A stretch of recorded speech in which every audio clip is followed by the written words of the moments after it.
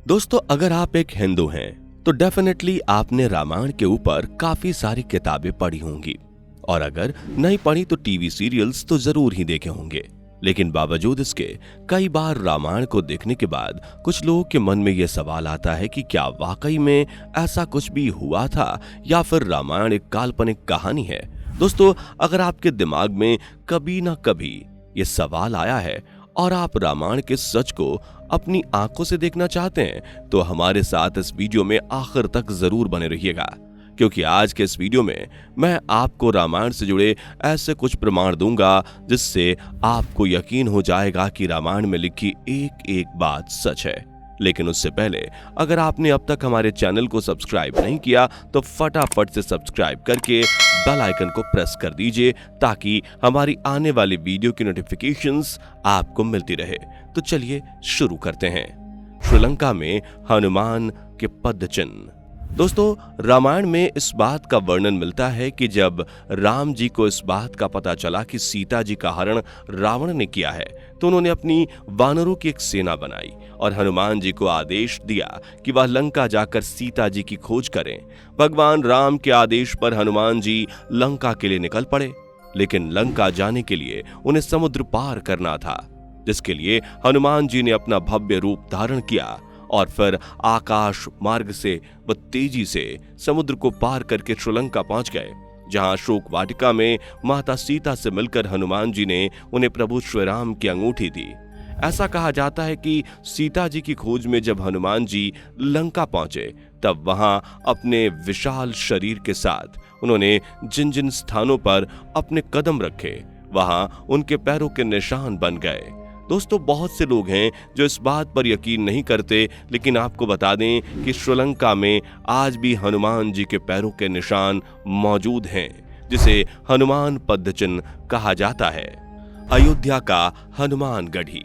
दोस्तों, रामायण के मुताबिक देवी सीता के हरण के बाद जब राम जी ने उनकी खोज प्रारंभ की तो उनकी मुलाकात हनुमान जी से हुई।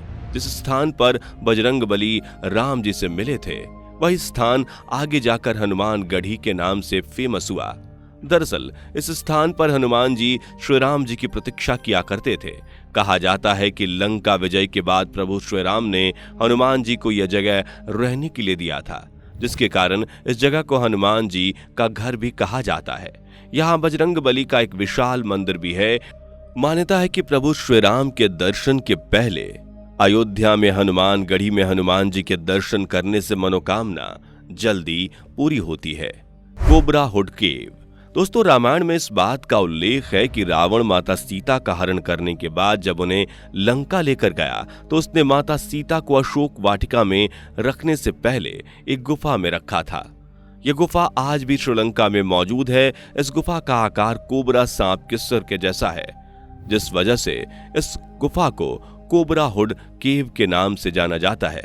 इस गुफा के अंदर और बाहर की नक्काशी को ध्यान पूर्वक देखने पर यह पता चलता है कि यह गुफा रामायण कालीन है, यानी रामायण कोई काल्पनिक घटना नहीं है बल्कि ये पूरी तरह से सत्य घटना पर आधारित है।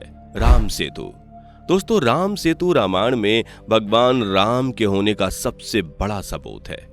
समुद्र के ऊपर श्रीलंका तक बने इस सेतु के बारे में रामायण में स्पष्ट वर्णन मिलता है।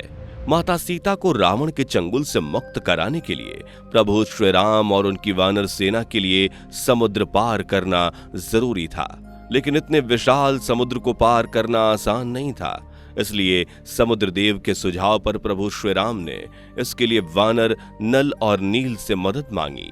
तब वानर सेना की सहायता से नल और नील पत्थरों पर भगवान राम का नाम लिखकर समुद्र में फेंकते चले गए। दरअसल ऋषियों द्वारा दिए गए एक श्राप की वजह से नल व नील के द्वारा फेंके गए पत्थर समुद्र में डूब नहीं रहे थे और इस तरह से लंका तक सेतु बनकर तैयार हो गया। दोस्तों, यही सेतु राम सेतु कहलाता है।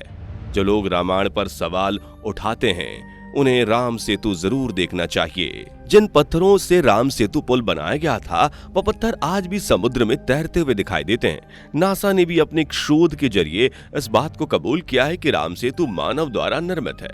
द्रोणागिरी पर्वत। दोस्तों, द्रोणागिरी पर्वत का वर्णन रामायण में मिलता है, जिसके मुताबिक रामायण में युद्ध के दौरान जब मेघनाद के बाण से लक्ष्मण जी मूर्छित हो गए, तब उन्हें बचाने के लिए राजवैद्य सुसेन ने राम जी को संजीवनी बूटी लाने के लिए कहा। ऐसे समय में श्री राम जी लक्ष्मण जी को अकेला नहीं छोड़ सकते थे, इसलिए हनुमान जी संजीवनी बूटी लाने के लिए निकल गए, जो कि हिमालय की चोटियों पर मौजूद था। लेकिन हिमालय पर पहुंचने पर हनुमान जी को वहां मौजूद सभी जड़ी बूटियां एक जैसी लग रही थीं। उनमें से संजीवनी कौन थी, इसकी पहचान हनुमान जी नहीं कर पा रहे थे। इसलिए हनुमान जी उस पहाड़ के उस हिस्से को उठा लाए जिस पर सभी जड़ी बूटियां मौजूद थीं। इस पहाड़ को आज द्रोणागिरी पर्वत के नाम से जाना जाता है। उस समय इसमें से ही संजीवनी बूटी निकालकर लक्ष्मण जी के प्राण की रक्षा की गई थी। लक्ष्मण जी के ठीक होने के बाद हनुमान जी ने द्रोणागिरी पर्वत को श्रीलंका में ही छोड़ दिया था। श्रीलंका में मौजूद इस पहाड़ पर जब वैज्ञानिकों ने शोध किया तो उन्हें इस पहाड़ पर वही जड़ी बूटियां मिली जो पूरी दुनिया में सिर्फ हिमालय पर पाई जाती हैं। लेपाक्षी मंदिर। दोस्तों, माता सीता के हरण के बाद जब रावण उन्हें अपने पुष्पक विमान में बिठाकर वायुमार्ग के जरिए लंका ले जाने लगा, तब उसी मार्ग पर राम भक्त जटायु ने रावण को रोकने की कोशिश की। रावण के नहीं मानने पर जटायु ने रावण के साथ युद्ध भी किया, लेकिन युद्ध के दौरान रावण ने जटायु के दोनों पंख काट दिए। गंभीर रूप से घायल जटायु पंख ना होने की वजह से नीचे जमीन पर प्रभु श्री राम के सामने गिर पड़े और प्रभु की गोद में ही अपने प्राण त्याग दिए। दोस्तों, जिस जगह पर जटायु गिरे थे वहीं पर आगे जाकर लेपाक्षी मंदिर का निर्माण किया गया, जो कि आंध्र प्रदेश में मौजूद है। यहां जाने पर आपको यकीन हो जाएगा कि जटायु इसी स्थान पर गिरे थे।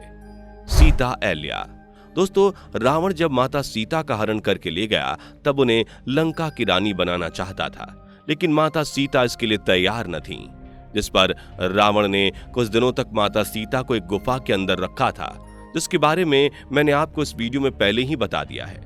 कुछ दिनों तक इस गुफा में माता सीता को रखने के बाद रावण ने उन्हें इस गुफा से निकालकर अपनी अशोक वाटिका में रखने का फैसला किया। अशोक वाटिका में चारों ओर सिर्फ अशोक के पेड़ थे, जिस वजह से इसका नाम अशोक वाटिका पड़ा था। अशोक वाटिका में माता सीता जिस पेड़ के नीचे बैठती थी, उस पेड़ को आज सीता अहल्या के नाम से जाना जाता है। आपको बता दें कि यह पेड़ आज भी श्रीलंका में मौजूद है। विशालकाय हाथी।